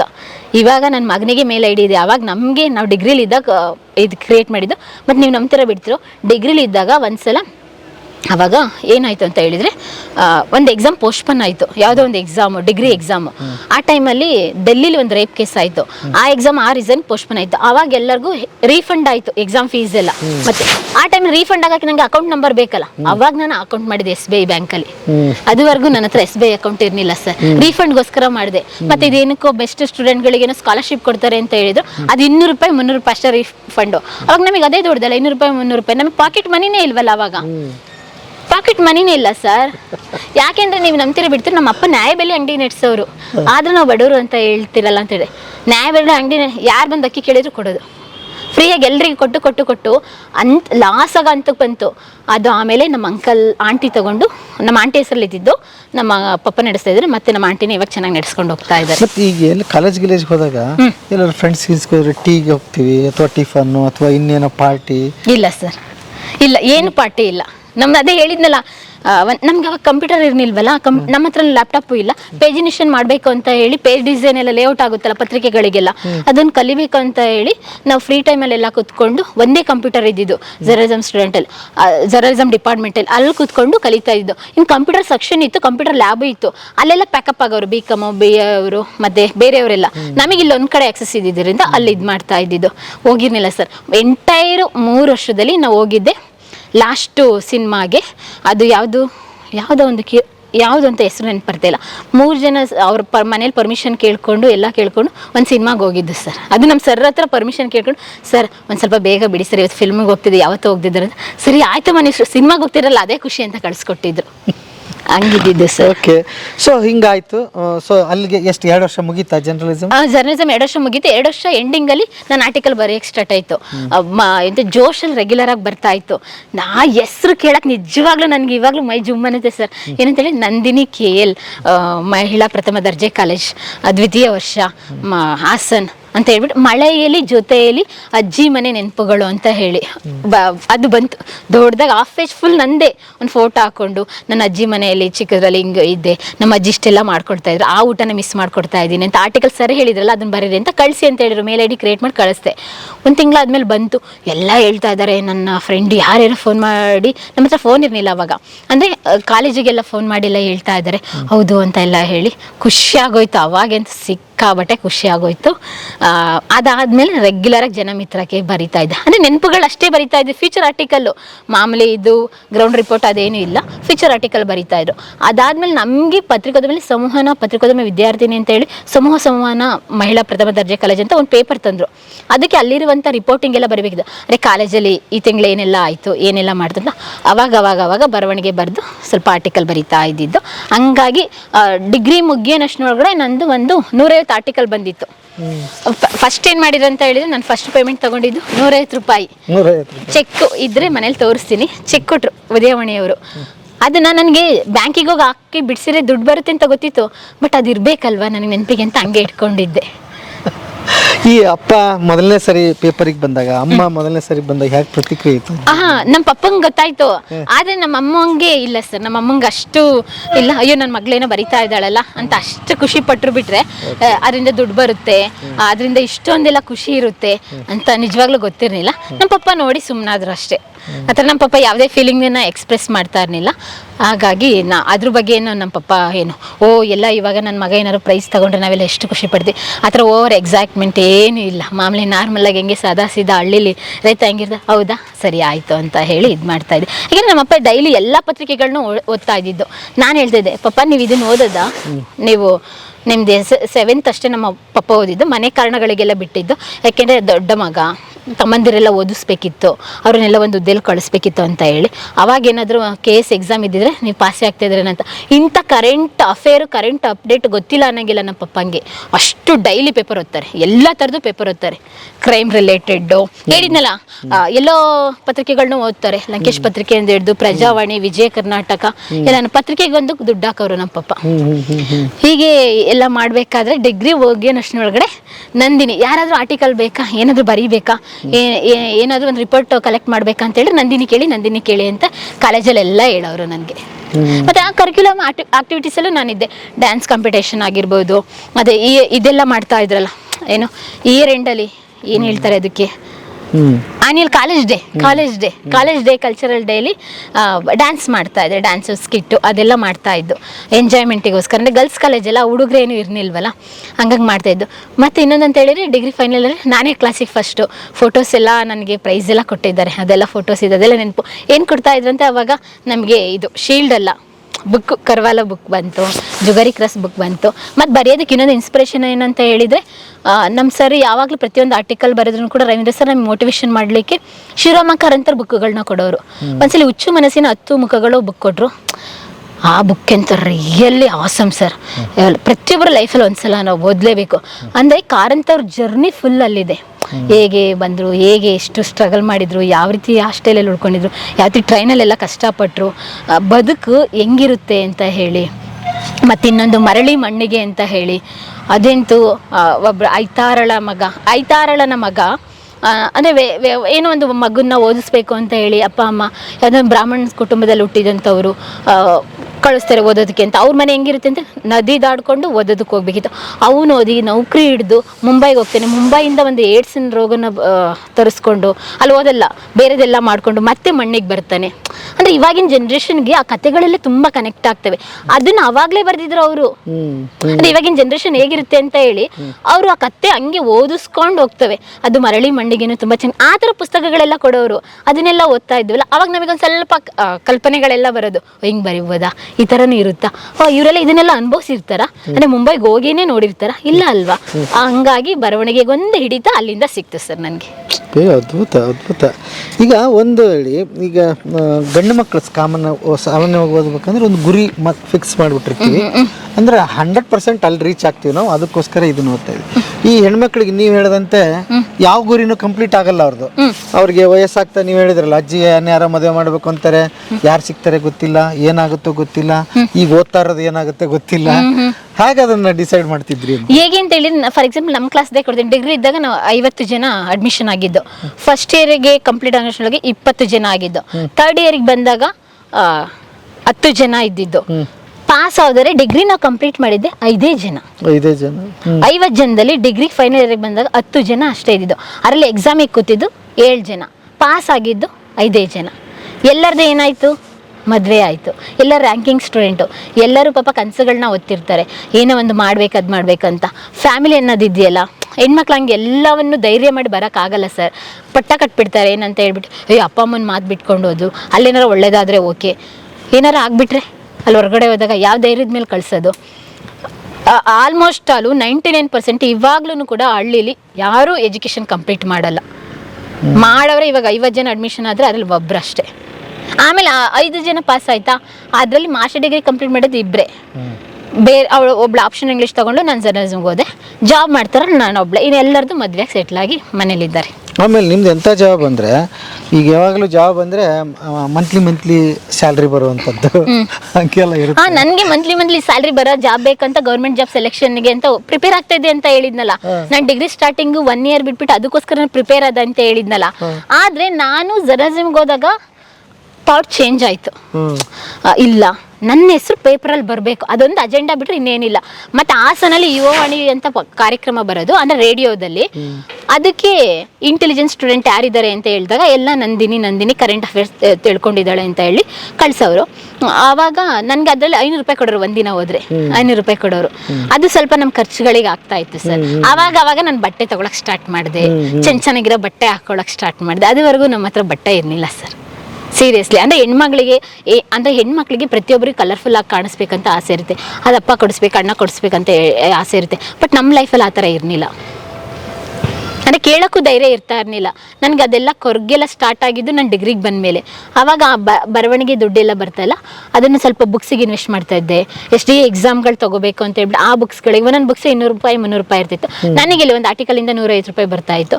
ವಿಜಯ ಕರ್ನಾಟಕದ 250 ರೂಪಾಯಿ ಕೊಡ್ತಾಯಿದ್ರು, ಉದಯವಾಣಿ ಜೋಶ 150 ರೂಪಾಯಿ ಕೊಡ್ತಾಯಿದ್ರು, ಪ್ರಜಾವಾಣಿಯವರು 250 ರೂಪಾಯಿ ಕೊಡ್ತಾಯಿದ್ರು. ಆಮೇಲೆ ಹಂಗೆ ಅದೆಲ್ಲ ಬ್ಯಾಲೆನ್ಸ್ ಮಾಡ್ಕೊಂಡು 1000 ಏನಾರು ಸಿಕ್ಕಿದ್ರೆ ಒಂದು 200 ರೂಪಾಯಿಂದ ಏನಾರು ಒಂದು ಚೂಡಿ ಆಗ್ತಾಯಿದ್ದು. ಅವಾಗಿನ್ನೂ ಪ್ಯಾಂಟ್ ಶರ್ಟ್ ಆಗ್ತಾ ಇರಲಿಲ್ಲ, ಚೂಡಿ ಆಗ್ತಾಯಿದ್ದು. ಮತ್ತು ಕುರ್ತಾ, ನಮಗೆ ಒಂದು ಯೂನಿಫಾರ್ಮ್ ಇತ್ತು, ಕುರ್ತಾ ಹಾಕ್ಬೇಕಿತ್ತು, ಆಮೇಲೆ ಜೀನ್ಸ್ ಹಾಕ್ಬೇಕಿತ್ತು, ಅದನ್ನು ಹಾಕ್ತಾ ಇದ್ದಿದ್ದು. ಆಮೇಲೆ ಇನ್ನೊಂದು ಅಂತ ಹೇಳಿದರೆ ಜೀನ್ಸ್ ಕಂಪಲ್ಸರಿ ಹಾಕ್ಬೇಕಿತ್ತು ಜರ್ನಲಿಸಮ್ ಸ್ಟೂಡೆಂಟು. ಹಾಗಾಗಿ ಅವಾಗಿಂದ ಜೀನ್ಸ್ ಹಾಕಕ್ಕೆ ಸ್ಟಾರ್ಟ್ ಮಾಡಿದ್ದು. ಅಲ್ಲಿವರೆಗೂ ನಾನು ಜೀನ್ಸೇ ಹಾಕಿರಲಿಲ್ಲ, ಮಾಡ್ರನ್ ಡ್ರೆಸ್ಸೇ ಹಾಕಿರಲಿಲ್ಲ. ಏಕೆ ಡ್ರೆಸ್ಸೇ ಇರಲಿಲ್ಲ, ಮಾಡ್ರನ್ ಡ್ರೆಸ್ ಎಲ್ಲಿಂದ ಬಂತು? ಬಟ್ ನಮ್ಮ ಕ್ಲಾಸಲ್ಲಿ ಇರೋರೆಲ್ಲ ಹಾಕೋರು. ಜರ್ನಲಿಸಮ್ ಮುಗಿಸಿದ್ರಿ? ಮುಗಿಸ್ತು ಸರ್, ಮುಗಿಸ್ತು ಜರ್ನಲಿಸಮ್ ನನ್ನ ಕತೆ. ಇಂಗ್ಲೀಷಲ್ಲಿ ಏನಾಯ್ತು ಅಂತ ಹೇಳಿದ್ರೆ, ನಾವಿದ್ದಾಗ ತುಂಬಾ ಕಷ್ಟ ಇತ್ತೋ ಏನೋ ಗೊತ್ತಿಲ್ಲ, ನಮಗೆ ಅದು ಕಷ್ಟ, ಇವಾಗ ಕಷ್ಟ ಅನಿಸ್ತಾ ಇರಲಿಲ್ಲ, ಅವಾಗ ತುಂಬಾ ಕಷ್ಟ ಅನಿಸ್ತಾ ಇತ್ತು. ಎಂಟೈರ್ ಮೈಸೂರು ಯೂನಿವರ್ಸಿಟಿಲಿ 10 ಜನ ಬಿಟ್ರೆ ಚಾಮರಾಜನಗರ, ಹಾಸನ, ಮಂಡ್ಯ, ಮೈಸೂರು ಮತ್ತೆ ಹಾಸನಲ್ಲಿ ಬರುವಂತ ಅಷ್ಟು ಕಾಲೇಜ್ಗಳು ಎಲ್ಲ ಸ್ಟೂಡೆಂಟ್ ಫೇಲ್ ಮಾಡಾಕಿದ್ರು ಆಪ್ಷನ್ ಇಂಗ್ಲೀಷ್. ನಂದು ಲ್ಯಾಂಗ್ವೇಜ್ ಇಂಗ್ಲೀಷಲ್ಲಿ ಡಿಗ್ರಿಲಿ ಇಡೀ BCom BA ಎಲ್ಲರಿಗೂ ನಾನೇ ಹೈಯೆಸ್ಟ್ ಮಾರ್ಕ್ಸ್ 95 ತೆಗ್ದಿದ್ದೀನಿ. ಆಪ್ಷನ್ ಇಂಗ್ಲೀಷಲ್ಲಿ ಜಸ್ಟ್ 39 ಮಾರ್ಕ್ಸ್ ತೆಗ್ದಿದ್ದೀನಿ, 1 ಮಾರ್ಕ್ಸಿಂದ ಫೇಲು. 39 ಅಥವಾ 34 ಗೊತ್ತಿಲ್ಲ, 35 ಇಟ್ಟಿದ್ರು ಅಂತ ಹೇಳ್ಬಿಟ್ಟು 1 ಮಾರ್ಕ್ಸಿಂದ ಫೇಲು ಸರ್. ತಗೊಳ್ಳಿ, ಎಲ್ಲರೂ ರಚ್ಚಿಗೆ ಎದ್ಬಿಟ್ರು. ಅದು ಫಸ್ಟ್ ಇಯರ್ ಎಂಡಿಂಗಲ್ಲಿದ್ದಾಗ, 6th ಸೆಮಿಸ್ಟರ್ ಅಲ್ಲ, ಫಸ್ಟ್ ಇಯರ್ ಎಂಡಿಂಗಲ್ಲಿದ್ದ ಎಲ್ಲರೂ ಮಾತಾಡ್ಕೊಂಡು, ಹಾಸನಲ್ಲಿದ್ದವರೆಲ್ಲ, ಮತ್ತು ಚಾಮರಾಜನಗರದಲ್ಲಿದ್ದವರು, ಮಂಡ್ಯದಲ್ಲಿದ್ದವರು, ಮೈಸೂರಲ್ಲಿದ್ದವರೆಲ್ಲ ಮಾತಾಡ್ಕೊಂಡ್ರು. ನಮಗೆ ಗೊತ್ತಿಲ್ಲ, ಹಾಸನಲ್ಲಿ ಬಾಯ್ಸ್ ಕಾಲೇಜಲ್ಲಿ ನನಗೆ ಆರ್ಟ್ಸ್ ಕಾಲೇಜ್ ಇದೆ, ಅದು ಕೋವಿಡು. ಅವರೆಲ್ಲ ನಮ್ಮ ಸೀನಿಯರ್ ಜೊತೆ ಕಮ್ಯುನಿಕೇಟ್ ಮಾಡ್ಕೊಂಡು ಹಿಂಗೆ ಮಾಡಿಬಿಟ್ಟಿದ್ದಾರೆ ಮೈಸೂರು ಯೂನಿವರ್ಸಿಟಿ, ಎಲ್ಲ ಹೋಗಿ ಸ್ಟ್ರೈಕ್ ಮಾಡೋಣ ಅಂತ ಹೇಳ್ಬಿಟ್ಟು. ನಮಗೆ ಸ್ಟ್ರೈಕ್ ಅಂದರೆ ಏನೋ ಗೊತ್ತಿಲ್ಲ. ಆಮೇಲೆ ನಮ್ಮ ಅಕ್ಕಂದಿರೆಲ್ಲ ಹೇಳಿದ್ರು, ನೀವು ಬರ್ತೀರಾ ಬರಲ್ವಾ, ನೀವು ಪಾಸ್ ಆಗ್ಬೇಕು ತಾನೇ, ನಿಮ್ಮ ಮಾರ್ಕ್ಸ್ ಯಾಕೆ ಫೇಲ್ ಆಗಿದೆ ಅಂತ ಗೊತ್ತಾಗ್ಬೇಕು ತಾನೆ, ಒಬ್ರದ್ದು ಹೋದ್ರೆ ಫೇಲ್ ಆದರೆ ಓಕೆ, ಎಲ್ಲರದು ಹಂಗೆ ಆದರೆ ಹೆಂಗೆ ಅಂತ ಹೇಳಿದ್ರೆ, ಲೈಫಲ್ಲೇ ಫೇಲ್ ಆಗದಿದ್ದವರು ಫೇಲ್ ಆದರೆ ಹೆಂಗಿರುತ್ತೆ. ಎಲ್ಲ ಓದು ಸರ್, ಸ್ಟ್ರೈಕ್ ಮಾಡಿದ್ರು, ಮತ್ತೆ ರಿವ್ಯಾಲ್ಯೂಷನ್ಗೆ ಹಾಕಿ ನಮಗೆ ಅನುಮತಿ ಕೊಟ್ಟರು. ಆವಾಗ ಸ್ವಲ್ಪ ಜನ ಪಾಸ್ ಆಯಿತು, ಅದ್ರಲ್ಲಿ ನಂದು ಒಬ್ಳದ್ದು ಪಾಸ್ ಆಯಿತು. ಅಷ್ಟು ಕಷ್ಟ ಇತ್ತು ಸರ್. ಇಂಗ್ಲೀಷು ಕಬ್ಬಿಣದ ಕಡಲೆ ಅಂತ ಹೇಳ್ತೀವಲ್ಲ, ಅದು ಆಪ್ಷನಲ್ ಇಂಗ್ಲೀಷು ತಗೊಂಡು ಲಿಟ್ರೇಚರ್ ಸ್ಟೂಡೆಂಟ್ ಆಗಿ ಹಳ್ಳಿಯಿಂದ ಬಂದವ್ರಿಗೆ ತುಂಬ ಕಷ್ಟ ಆಗುತ್ತೆ ಸರ್. ಅಂದರೆ ಸ್ಟ್ಯಾಂಡರ್ಡ್ ವರ್ಡ್ಸೇ ಯೂಸ್ ಮಾಡಬೇಕಲ್ಲ. ಇಂಗ್ಲೀಷ್ ಹೆಂಗೆ ಬರುತ್ತೆ ಅಂತ ಹೇಳಿದ್ರೆ, ಲ್ಯಾಂಗ್ವೇಜ್ ಎಲ್ಲ ನಾವು ಹೆಂಗೆ ಏನು ಹೇಳ್ತೀವಿ ಅಂತ ಲಿಟ್ರೇಚರಲ್ಲಿ ಬೊಬೋ ಲ್ಯಾಂಗ್ವೇಜ್ ಅಂತ ಹೇಳ್ತೀವಿ, ಇಂಗ್ಲೀಷಲ್ಲಿ ಪ್ರೊನೌನ್ಸಿಯೇಷನ್ ಎಲ್ಲ ಅದೇ ಇದೆ. ಹೋಮ್ ಈ ಥರ ಎಲ್ಲ ಮಾತಾಡ್ತೀವಲ್ಲ, ಅದಕ್ಕೆ ಅದೆಲ್ಲ ಬ್ರಿಟನ್ನಲ್ಲಿ ಅದನ್ನು ಬೊಬೋ ಇಂಗ್ಲೀಷ್ ಅಂತಲೇ ಕರೆಯೋದು. ಆ ಥರನೇ ನಾವು ಸ್ಟ್ಯಾಂಡರ್ಡ್ ವರ್ಡ್ಸ್ ಎಲ್ಲ ಯೂಸ್ ಮಾಡ್ಕೊಂಡು ಬರೀಬೇಕು. ಮತ್ತು ಅದ್ರಲ್ಲಿ ಬರುವಂಥ ಪ್ರೊನೌನ್ಸಿಯೇಷನ್ ಇರ್ಬೋದು, ಬೇರೆ ಥರ ಇರುತ್ತೆ ಸರ್. ನಾವಿವಾಗ ಲಾ ಹೆಂಗೆ ಬಂತು, ಸ್ವರ ಚಿಹ್ನೆಗಳು ಇವಾಗ ಸಿಂಪಲ್ ಆಗಿದೆ, ಫೋನಿಕ್ ಸೌಂಡ್ ಅಂತ. ಬಟ್ ಅವಾಗ ನಮ್ಮ ಡಿಗ್ರಿಲಿ ತುಂಬ ಕಷ್ಟ ಇತ್ತು, ಅಂದರೆ ಸ್ಟ್ಯಾಂಡರ್ಡ್ ಆಗಿತ್ತು. ಹಳೆಗನ್ನಡ ಹೇಗಿರುತ್ತೆ, ಹಳೆ ಇಂಗ್ಲೀಷ್ ಎಲ್ಲ ಹೇಗೆ ಬರುತ್ತೆ ಅನ್ನೋದನ್ನ ಆ ಲಿಟ್ರೇಚರ್ ಸ್ಟೂಡೆಂಟ್ಗೆ ತುಂಬ ಕಲಿಸ್ಕೊಡ್ತಾರೆ. ಅದ್ರ ಜೊತೆಗೆ ದೊಡ್ಡ ದೊಡ್ಡ ಎಸ್ಸೆ ಇತ್ತು, ಮತ್ತು ಕಾದಂಬರಿ ಕಥೆಗಳೆಲ್ಲ ಇತ್ತು, ಮ್ಯಾಕ್ ಬತ್ತದು ಅದೆಲ್ಲ ನಾವು ಸಮರೈಸ್ ಮಾಡಿ ಎಲ್ಲ ಬರಿಬೇಕಿತ್ತು. ಅದು ಮೋಸ್ಟ್ಲಿ ಇಂಗ್ಲಿಷ್ ಮೀಡಿಯಂ ಇಂದ ಬಂದವ್ರಿಗೆ ಸ್ವಲ್ಪ ಸರಳ ಆಗ್ತಿತ್ತನ. ಇನ್ನೊಂದು ವಿಷಯ ಗೊತ್ತಾ, ಇಂಗ್ಲಿಷ್ ಮೀಡಿಯಂ ಬಂದವರೇ ಫೇಲ್ ಆದ್ರಲ್ಲ ಅಲ್ಲಿ. ನಾವು ಹಂಗೆ ಅನ್ಕೊಂಡಿದ್ದು ನಮಗೆ ಕಷ್ಟ ಆಗ್ತದೆ ಅಂತ. ಬಟ್ ಇಂಗ್ಲಿಷ್ ಮೀಡಿಯಂ ಅಲ್ಲಿ ನಮ್ಮ ಎಲ್ಲ ನವೋದಯದಲ್ಲಿ ಓದಕ್ಕೆ ಅಂತ ಸ್ಟೂಡೆಂಟ್ಗಳು ಬೇಕಾ? ನವೋದಯ ನಿಮ್ಗೆ ಗೊತ್ತಲ್ಲ, ಮೇಜರೇ ಇಂಗ್ಲಿಷ್ ಮತ್ತೆ ಹಿಂದಿ ಫಸ್ಟ್ ಲ್ಯಾಂಗ್ವೇಜ್ ಆದ್ರೆ ಇಂಗ್ಲಿಷ್ ಸೆಕೆಂಡ್ ಲ್ಯಾಂಗ್ವೇಜು. ಮುರಾಜಿಲಿ ಓದೋರು, ನವೋದಯದಲ್ಲಿ ಓದೋರು, ಮತ್ತೆ ಅಲ್ಲಿ ಹಾಸನಲ್ಲಿ ಒಳ್ಳೊಳ್ಳೆ ಸ್ಟ್ಯಾಂಡರ್ಡ್ ಇಂಗ್ಲಿಷ್ ಮೀಡಿಯಂ ಓದಿದ್ದವರು ನಮ್ಮ ಸೀನಿಯರ್ ಎಲ್ಲ ಇದ್ರು. ಅವ್ರಿಗೆ 4 ಜನ ಫೇಲ್ ಆಗ್ಬಿಟ್ರಲ್ಲ. ಓಕೆ, ಸ್ಕಿಲ್ಲೇ ಬೇರೆ ತರ. ಇಂಗ್ಲಿಷ್ ಸ್ವಲ್ಪ ಲಿಟ್ರೇಚರ್ ಕಷ್ಟ ಸರ್. ಆಮೇಲೆ ಸ್ವಲ್ಪ ಇಂಗ್ಲಿಷ್ ಗೊತ್ತಿಲ್ಲದವ್ರಿಗೆ ತುಂಬಾ ಕಷ್ಟ ಆಗುತ್ತೆ, ಗೊತ್ತಿದ್ದವ್ರಿಗೂ ಕೂಡ ತುಂಬಾ ಕಷ್ಟ ಆಗುತ್ತೆ. ಹಿಂಗೆ ಹಳೆಗನ್ನಡದ ಥರ ಇಂಟ್ರೆಸ್ಟ್ ಇರಬೇಕು, ಓದಬೇಕು, ಮತ್ತೆ ಶೇಕ್ಸ್ಪಿಯರ್ಸ್ ಸಾನೆಟ್ಸ್ಗಳನ್ನ ಎಲ್ಲ ನಾವು ಸಮರೈಸ್ ಮಾಡಬೇಕು. ಅದೆಲ್ಲ ಯಾವ ಚಾಪ್ಟ್ರಲ್ಲಿ ಎಲ್ಲಿ ಬರುತ್ತೆ, ಮತ್ತೆ ಯಾವ ಪೊಯಮಲ್ಲಿ ಎಲ್ಲಿ ಬರುತ್ತೆ ಎಲ್ಲ ನೆನ್ಪಿಟ್ಕೊಬೇಕು. ಸೊ ಪ್ರತಿಯೊಂದು ಸಾನೆಟ್ಗೂ ಪ್ರತಿಯೊಂದು ಮೀನಿಂಗಿಗೂ ಅರ್ಥ ಇರ್ತಿತ್ತು. ಅವಾಗ ನಮ್ಮ ಸರ್ ಕಥೆನೇ ಹೇಳಿದ್ರು, ಶೇಕ್ಸ್ಪಿಯರ್ಸ್ ಹೆಂಗೆ ಬರ್ದಿದ್ದಾನಲ್ವಾ ಸಾನೆಟ್ ಬಗ್ಗೆ, ಈ ಪೊಯಮ್ ಬಗ್ಗೆ ಅಂತ ಎಲ್ಲ ಹೇಳಿ. ಅರೆ ನಮ್ಗೆ ಅದೇನು ಫೀಲ್ ಆಗ್ತಾ ಇರಲಿಲ್ಲ, ಸುಮ್ಮನಾಗ್ತಾ ಇದ್ದು. ಮತ್ತು ಇನ್ನೊಂದಂತ ಹೇಳಿದ್ರೆ ಅಲ್ಲಿ ಕೆಲವೊಂದನ್ನ ಪರ್ಟಿಕ್ಯುಲರ್ ಆಗಿ ಹೆಂಗೆ ಕನ್ನಡದಲ್ಲಿ ಪದಗಳನ್ನ ಇರುತ್ತೆ, ಅಲಂಕಾರಗಳು ಹಂಗೆ ಅಲ್ಲೂ ಇರುತ್ತೆ. ಅರೆ ಹೆಂಗೆ ಅಂತ ಹೇಳಿ ನಮಗೆ ಬೇರೆ ಬೇರೆ ಥರ, ಅಂದರೆ ಇಂಗ್ಲೀಷ್ ಅಂತ ಬಂದಾಗ ರೊಮ್ಯಾನ್ಸ್ ಅಂದರೆ ಏನು, ಈ ಥರ ರೊಮ್ಯಾನ್ಸ್ ಎಲ್ಲ ಪದ್ಯದಲ್ಲಿ ಹೆಂಗೆ ರೊಮ್ಯಾನ್ಸ್ ಥರದಂತ ಇರುತ್ತೆ, ಹಂಗೆ ಬೇರೆ ಥರ ಇರುತ್ತೆ ಸರ್ ಲಿಟ್ರೇಚರ್. ಅರೆ ಒಂದ್ಸಲ ಲಿಟ್ರೇಚರ್ ಓದಬೇಕು, ನಾನು ಹೇಳ್ತೀನಿ, ಎಲ್ಲ ಕರ್ಕೊಂಡು ಹೋಗುತ್ತೆ ಸರ್. ಲಿಟ್ರೇಚರ್, ಇಂಗ್ಲೀಷ್ ಲಿಟ್ರೇಚರ್ ಆಗಲಿ, ಕನ್ನಡ ಲಿಟ್ರೇಚರ್ ಆಗಲಿ ಓದಬೇಕು ಸರ್. ನಾವು ಅದನ್ನ ಓದಾಗ್ಲೇನೆ ಸಖತ್ತಾಗಿರುತ್ತೆ. ಲಿಟ್ರೇಚರ್ ಸ್ಟೂಡೆಂಟ್ ಆಗಿ ಥಿಂಕಿಂಗ್ ಲೆವೆಲೇ ಬೇರೆ ಆಗಿರುತ್ತೆ, ಮತ್ತೆ ಓದೋ ಲೆವೆಲ್ ಬೇರೆ ತರ ಬರುತ್ತೆ, ಬರೆಯೋ ಲೆವೆಲ್ ಬೇರೆ ತರ ಬರುತ್ತೆ. ಎಲ್ಲನೂ ನಾವು ಬೇರೆ ಬೇರೆ ತರ ನೋಡಕ್ ಸ್ಟಾರ್ಟ್ ಮಾಡ್ತೀವಿ. ನಾವ್ ಹೇಳಿದ್ನಲ್ಲ, ಫಾರ್ ಎಕ್ಸಾಂಪಲ್ ರೊಮ್ಯಾನ್ಸ್ ಅಂತ ಹೇಳಿದ್ರೆ ನಾವು ಡೂ ಎಟೋ ಅದು ಇದು ಅಂತ ಹಂಗ ಅನ್ಕೊಳ್ತೀವಿ. ರೊಮ್ಯಾನ್ಸ್ ಆಕ್ಚುಲಿ ಅದಲ್ಲ. ಬರವಣಿಗೆಯಲ್ಲಿ ಒಬ್ಬ ಕವಿ ಯಾವ್ದಾದ್ರು ಪದಗಳಲ್ಲಿ ಹೇಗೆ ರೊಮ್ಯಾನ್ಸ್ ಮಾಡ್ಬೇಕು ಅನ್ನೋದನ್ನ ಹೇಳ್ಕೊಡುತ್ತೆ. ಓಹೋ, ಅದು ರೊಮ್ಯಾನ್ಸ್. ಅದು ರೊಮ್ಯಾನ್ಸ್ ಅಂದ್ರೆ ಬರವಣಿಗೆಗಳಲ್ಲಿ ಪದಗಳಲ್ಲಿ ಹೇಗೆ ನಾವು ಒಬ್ಬ ಆಡಿಯನ್ಸ್ ಜೊತೆ ಆಗಿರ್ಬೋದು, ಕವಿ ಒಬ್ಬ ಯಾರೆಲ್ಲ ಓದ್ತಾ ಇರ್ತಾರೆ ಅವ್ರ ಜೊತೆ ಹೆಂಗೆ ಆ ಪದಗಳನ್ನ ಯಾವ ರೀತಿ ರೊಮ್ಯಾನ್ಸ್ ಮಾಡ್ಬೋದು ಅಂತ ಹೇಳ್ಕೊಡುತ್ತೆ. ಅಂದ್ರೆ ಕೆಲವೊಬ್ಬರಿಗೆ ಇದು ಹೇಳಿದ್ರೆ ಕಾಮಿಡಿ ಅನ್ಸುತ್ತೆ, ಹಂಗಾಗಿ ಹೇಳಕ್ ಹೋಗಲ್ಲ. ನನಗೆ ಸ್ವಲ್ಪ ನೆನಪಿದೆಯಲ್ಲ, ಹಂಗಾಗಿ ಹೇಳ್ತಾ ಇದ್ದೀನಿ. ಇಲ್ಲ, ಇಂಟ್ರೆಸ್ಟಿಂಗ್ ಪಾಯಿಂಟ್ ಎಲ್ಲ ನಿಜ. ಬೇರೆಯವ್ರಿಗಲ್ರಿ, ನಮ್ಗೆ ಗೊತ್ತಿ, ಈಗ ಹೊಸದ್ ನಾನು ಕಲಿತೆ. ಲಿಟ್ರೇಚರ್ ಅಲ್ಲಿ ಅದೆಲ್ಲ ಬರುತ್ತೆ, ಹಿಂಗ ಅರ್ಥೈಸ್ತಾರ ಅಂತ. ಗುಡ್ ಪಾಯಿಂಟ್ ಇದೆ. ಓಕೆ, ಆಯ್ತು ಸರ್. ಅಂತೂ ಇಂತೂ ಡಿಗ್ರಿ ಮುಗಿಸ್ಬಿಟ್ಟೆ ಸರ್. ಎಷ್ಟು ಓವರ್ ಆಲ್ ಆಗಿ ನನ್ಗೆ ಎಲ್ಲಿ ಅಂತ ಮಾರ್ಕ್ಸ್ ಕಡಿಮೆ ಆಗಿದ್ದು ಆಪ್ಷನಲ್ ಇಂಗ್ಲೀಷಲ್ಲಿ. ಹಂಗಾಗಿ ನಂದು ಡಿಗ್ರಿಲಿ ಯಾವಾಗಲೂ 76, 72, 80 ರೀಚ್ ಆಗನೇ ಇಲ್ಲ ಸರ್. ಡಿಗ್ರಿ 80 ರೀಚ್ ಆಗನೇ ಇಲ್ಲ. ನನ್ನ ಫ್ರೆಂಡ್ ಎಲ್ಲ HCS ಎಲ್ಲ ತಗೊಂಡ್ರಲ್ಲ, ಅಂದರೆ ಹಿಸ್ಟ್ರಿ, ಎಕನಾಮಿಕ್ಸು, ಕನ್ನಡ, ಅವ್ರದ್ದೆಲ್ಲ 80, 81 ಎಲ್ಲ ಬಂತು. ಅಂದರೆ ನಾವು ಜನ ಕೇಳೋದು ಡಿಗ್ರಿ ಮುಗಿಸಿದ್ದ, ಹೌದು, ಎಷ್ಟು ಪರ್ಸೆಂಟೇಜ್ ಬಂತಂತಾರೆ. ಕೆಲಸದಲ್ಲೂ ಅಷ್ಟೇ, ಏನಾರು ಗೌರ್ಮೆಂಟ್ ಜಾಬಿಗೆ ತಗೋಬೇಕು ಅಂತ ಹೇಳಿದ್ರೆ ಡಿಗ್ರಿ ಎಷ್ಟು ಪರ್ಸೆಂಟೇಜ್ ಅಂತ ಕೇಳ್ತಾರೆ. ಕಟ್ ಆಫ್ ನಿಲ್ಲಿಸ್ಬೇಕಾರೆ ನೀನು ಆಪ್ಷನಲ್ ಏನು ತಗೊಂಡೆ ಅಂತ ಕೇಳಲ್ಲ ಅಲ್ಲ. ಆಮೇಲೆ ನಮಗೆ ರಿಯಲೈಸ್ ಆಯ್ತು, ತಗೋಬೇಕಿತ್ತಲ್ಲ ಅಂತ ಹೇಳಿ. ಸೊ ನಿಮ್ದು ಅಲ್ಲಿ ಮುಗೀತು. ಆವಾಗ್ಲೂ ನಾನು 3 ವರ್ಷ ಹಾಸ್ಟೆಲಲ್ಲಿದ್ದೆ, ಒಟ್ಟಿಗೆ 5 ವರ್ಷ ಮೈನಾರಿಟೀಸ್ ಹಾಸ್ಟೆಲಲ್ಲಿ ಇದ್ದಿದ್ದು. ನನಗೆ ಮುಸ್ಲಿಮ್ಸ್ ಕಲ್ಚರು, ಅವ್ರ ಸಂಪ್ರದಾಯ, ಮದುವೆ, ಅವ್ರ ಮನೆತನಗಳು ಎಲ್ಲ ಕಂಪ್ಲೀಟಾಗಿ ಅಲ್ಲಿ ತಿಳ್ಕೊಂಡೆ ಸರ್.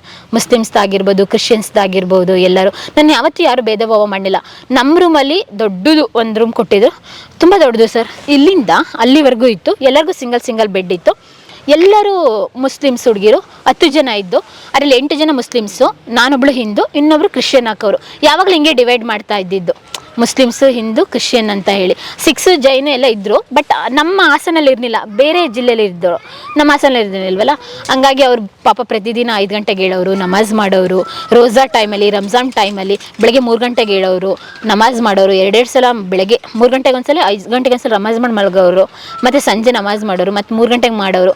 ಆ ಪದ್ಧತಿಗಳೇ ಬೇರೆ ಇತ್ತು. ಹಂಗಾಗಿ ಮುಸ್ಲಿಮ್ಸ್ ಹುಡುಗರು ನನ್ನ ಜೊತೆ ಚೆನ್ನಾಗಿ ಹೊಂದ್ಕೊಂಡಿದ್ರು ಸರ್. ಬಹುಶಃ ನೀವು ಈ ಬಿಗಿನಿಂಗ್ ಹೇಳಿದ್ರಿ, ಭಯ ಆಯ್ತು ನನಗೆ, ಇದೇನಪ್ಪ ಇಲ್ಲಿ ತಂದು ಹಾಕ್ಬಿಟ್ರು ಅಂತ. ಕೊನೆಗೆ ಅದು ಎಷ್ಟು ಫೆಮಿಲಿಯರ್ ಆದ್ರಲ್ಲ. ಹೌದೌದು. ಆಮೇಲೆ ಕೊನೆ ಹಾಸ್ಟೆಲಲ್ಲಿ ವಾರ್ಡನ್ ಏನೇ ಎದುರ್ಕೊಂಡು, ನಂದಿನಿ ಸೀನಿಯರ್ ಇದ್ದಾರೆ, ಏನೇ ಪ್ರಾಬ್ಲಮ್ ಇದ್ದು ನನಗೆ ಕೇಳಿ, ಊಟ ಚೆನ್ನಾಗಿಲ್ವಾ ನಂದಿನಿ ವಾಯ್ಸ್ ಮಾಡ್ತಾರೆ, ಅಥವಾ ವಾಶ್ರೂಮ್ ಕ್ಲೀನ್ ಆಗಿಲ್ವಾ ನಂದಿನಿ ವಾಯ್ಸ್ ರೈಸ್ ಮಾಡ್ತಾರೆ. ಅಡುಗೆಯವ್ರ ಜೊತೆ ಜಗಳ ಆಯ್ತಾ ಯಾವುದೋ ಒಂದು ಹುಡುಗಿಗೆ, ನಂದಿನಿ ಇದ್ದಾಳೆ ನೋಡ್ಕೊಳ್ಳೋದಕ್ಕೆ. ಆ ಲೆವೆಲಿಗೆ ಬಂತು ಸರ್. ಏನೇ ಪ್ರಾಬ್ಲಮ್ ಆದರೆ ಎಲ್ಲ ಹುಡುಗಿ ನನ್ನ ಜೊತೆ ಹೇಳ್ಕೊಳ್ಳೋರು. ಹೆಂಗೆ ಆಗ್ಬಿಡ್ತು ಅಂತ ಹೇಳಿದ್ರೆ, ಹಾಸ್ಟೆಲಲ್ಲಿ ಇರೋ ಪ್ರತಿಯೊಬ್ಬರು ಹುಡುಗಿರು ಇದನ್ನ ಅನುಭವಿಸಿರ್ತಾರೆ. ಫಾರ್ ಎಕ್ಸಾಂಪಲ್ ಹಾಸ್ಟೆಲಲ್ಲಿ ನಿಜವಾಗ್ಲೂ ಏನೇನೋ ಕಳ್ತನ ಮಾಡಿಬಿಡ್ತಾರೆ ಸರ್, ಹೇಳ್ಕೊಳಕ್ಕಾಗಲ್ಲ. ಇನ್ನೂ ಇನ್ನರ್ ವೇರ್ ಸಮೇತ ಕಳ್ತನ ಮಾಡ್ತಾರೆ. ಅದನ್ನೆಲ್ಲ ಹೇಳ್ಕೊಳಕ್ ಆಗಲ್ವಲ್ಲ ವಾರ್ಡನ್ ಮುಂದೆ, ಮತ್ತೆ ನನ್ ಜೊತೆಲೆ ಬಂದು ಹೇಳ್ಬೇಕಿತ್ತು. ಮತ್ತೆ ಇನ್ನರ್ ವೇರ್ ತಗೊಳ್ಳೋಷ್ಟು ಮತ್ತೆ ದುಡ್ಡು ಅವ್ರ ಹತ್ರ ಇರಲ್ವಲ್ಲ ಸರ್.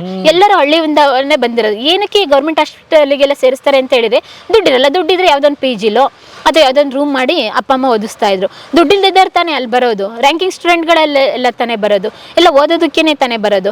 ಹಂಗಿದ್ದಾಗ ನಾವಿದ್ದಾಗ ಗೌರ್ಮೆಂಟ್ ಹಾಸ್ಟೆಲ್ ತುಂಬಾ ಚೆನ್ನಾಗಿತ್ತು ಸರ್. ಇವಾಗ ಹೇಳ್ತಾರೆ BCM ಹಾಸ್ಟೆಲ್ ಆಗಿದೆ ಹೀಗಿದೆ ಅಂತ, ಗೊತ್ತಿಲ್ಲ. ನಾವಿದ್ದಾಗ ನಮ್ಮ ಹಾಸ್ಟೆಲಿಂದ ತುಂಬಾ ದೂರದಲ್ಲಿ ಬಾಯ್ಸ್ ಹಾಸ್ಟೆಲ್ ಇತ್ತು. ಅಲ್ಲ ಎಲ್ಲ ಹುಡುಗರು ಕೂಡ ಬೆಸ್ಟ್ ಸ್ಟೂಡೆಂಟ್ ಆಗೇ ಇದ್ರು, ಫನ್ ಮಾಡೋರು ಎಲ್ಲ ಮಾಡೋರು.